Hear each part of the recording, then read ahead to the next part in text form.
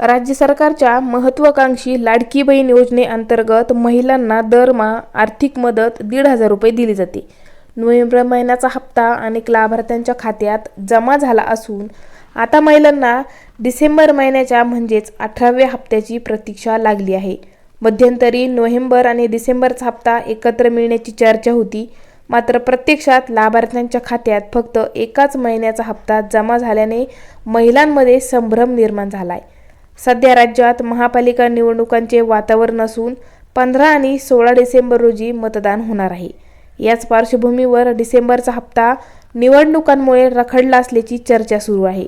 मागील काही महिन्यांपासून लाडकी बहीण योजनेचे हप्ते वेळेवर न मिळाल्याने लाभार्थ्यांमध्ये नाराजी दिसून येत आहे. मात्र डिसेंबरचा हप्ता पुढे ढकलण्यामागे नेमके कारण काय, याबाबत अधिकृत माहिती समोर आलेली नाही. नोव्हेंबरचा हप्ता देण्यात आलेला असला तरी डिसेंबरच्या हप्त्यासाठी अद्याप अर्थ मंत्रालयाकडून मंजुरी मिळालेली नाही. सध्या आचारसंहिता लागू असल्याने 15 जानेवारीपूर्वी या हप्त्यासाठी निधी मंजूर होणे कठीण असल्याचे सांगितले जात आहे.